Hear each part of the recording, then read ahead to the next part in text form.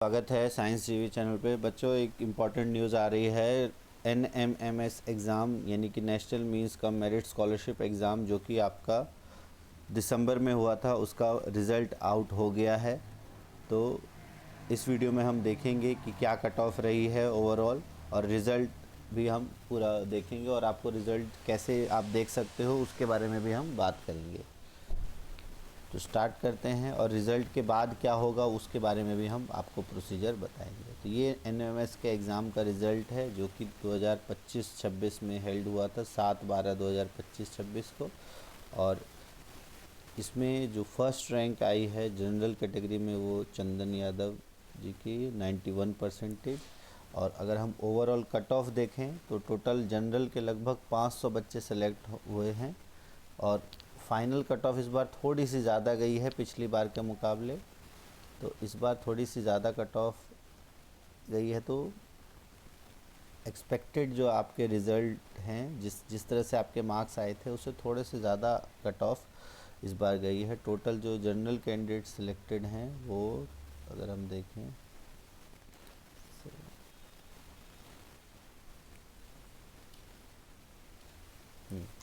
Total 788 general candidate select हुए हैं। और इन जनरल कैंडिडेट में जो लास्ट सेलेक्टेड कट ऑफ है वो है 116।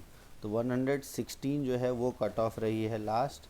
तो इस जनरल कैंडिडेट का सिलेक्शन इसी के ऊपर हुआ है।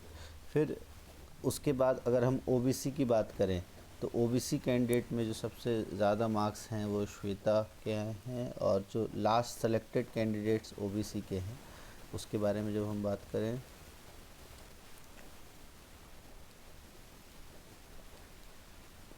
तो OBC के 423 कैंडिडेट सिलेक्ट हुए हैं, और उसमें फाइनल कट ऑफ जो कट ऑफ रही है वो है 90 मार्क्स। ठीक है।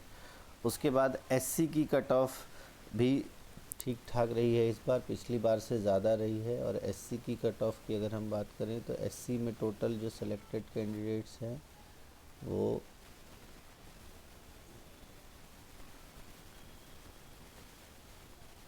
टोटल 234 कैंडिडेट्स SC में सिलेक्टेड हैं, और इनकी जो कट ऑफ रही है वो है 103। तो जो OBC से ज़्यादा कट ऑफ गई है SC की। और ST की जो टोटल कैंडिडेट सिलेक्टेड हैं वो है 24, और इनकी जो कट ऑफ है वो है 63।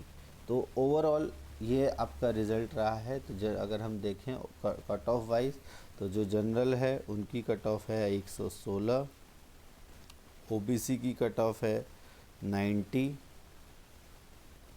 SC की कट ऑफ है 103, और ST कैटेगरी की कट ऑफ है 63। तो ये इतने मार्क्स अगर आपके होंगे तो आपका नाम इस लिस्ट में होगा। और अगर आपको ये लिस्ट देखना हो डिटेल में, अगर आपको ये लिस्ट चेक करना हो तो आप कैसे डाउनलोड कर सकते हो तो उसके बारे में भी आपको बता देते हैं। आप एडुडेल की वेबसाइट पे जाके वहाँ से आप डाउनलोड कर सकते हो। अगर आप गूगल पे लिखोगे एडुडेल में आपको दिखेगा पब्लिक सर्कुलर, और उस पब्लिक सर्कुलर में आप इसको डाउनलोड कर सकते हो। हम आपको बता देते हैं। ये एडुडेल की वेबसाइट जब आप खोलोगे, यहाँ पर आपको दिखेगा पब्लिक सर्कुलर।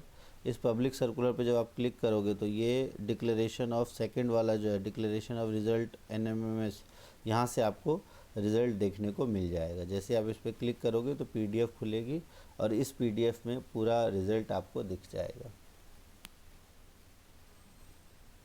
और इसमें आप पूरा सारी लिस्ट सभी बच्चों की डिटेल में आप देख सकते हो, कितने आप सिलेक्शन हुआ है नहीं हुआ है। अच्छा, अब इम्पॉर्टेंट चीज़ें क्या आपको ध्यान रखनी है। अब रिज़ल्ट जब आ गया है, जिनका भी रिज़ल्ट में नाम है उन सबको बहुत बहुत कॉन्ग्रेचुलेशंस। बट अब आपको कुछ इम्पॉर्टेंट डॉक्यूमेंट्स ज़रूर ध्यान रखने हैं जो आने वाले टाइम में आपके बहुत ज़रूरी होंगे। सबसे इम्पॉर्टेंट है आपका, वो है इनकम सर्टिफिकेट।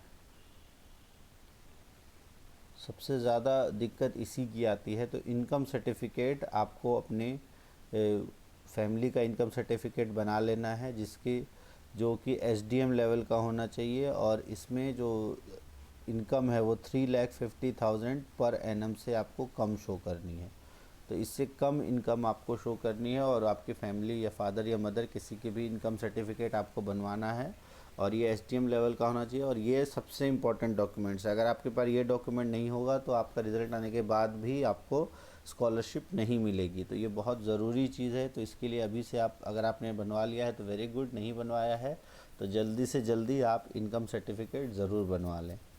और बाकी रिज़ल्ट अभी आया है, इसके बाद फॉर्म भरे जाएंगे एनएसपी पोर्टल पे, नेशनल स्कॉलरशिप पोर्टल पे। जब ये ओपन होगा तो हम उसकी डिटेल्ड वीडियो भी लेके आएंगे, आपको कैसे फॉर्म भरना है और क्या क्या चीज़ें उसमें आपकी लगेंगी। तो मेनली जो सबसे इम्पोर्टेंट अभी आपको तैयार करना है इनकम सर्टिफिकेट। अगर आपका नाम है तो आप इनकम सर्टिफिकेट जल्दी से जल्दी तैयार करा लो, नहीं तो सारा प्रोसेस होने के बाद भी इसकी वजह से आपका स्कॉलरशिप नहीं मिलेगी। और ये इनकम सर्टिफिकेट आपको हर साल रिन्यू कराना पड़ेगा, क्योंकि आपका जो 8th के बाद 9th 10th 11th 12th हर साल आपको ये स्कॉलरशिप 4 साल तक कंटिन्यू रहती है। तो ये बहुत इम्पॉर्टेंट है आपको कि सबसे पहले आप इनकम सर्टिफिकेट बनाओ, और अगर आप पहले से इस स्कॉलरशिप का लाभ ले रहे हो तो रिन्यू भी आपको कराना ज़रूरी है। और ये पोर्टल जो है ये जल्दी ही खुल जाएगा आपका, अप्रैल मई में ये पोर्टल खुलता है, मेनली मई के बाद ही खुलेगा, और तब आपका रजिस्ट्रेशन किया जाएगा। और उसके बाद सितंबर अक्टूबर एंड तक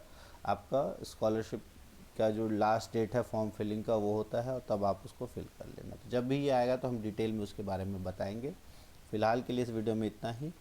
जिनका भी सिलेक्शन हुआ है उन सबको ऑल द बेस्ट और कॉन्ग्रेचुलेशंस। और जिनका नहीं हो पाया है कोई बात नहीं, 9th क्लास में अब आप आओगे तो 9th क्लास में एक MVVP का एग्ज़ाम होगा, जिसमें कि 5000 स्कॉलरशिप का वो एग्ज़ाम होता है।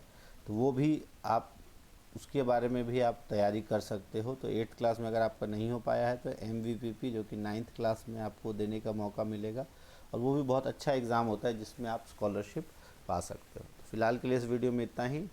Thanks for watching science video.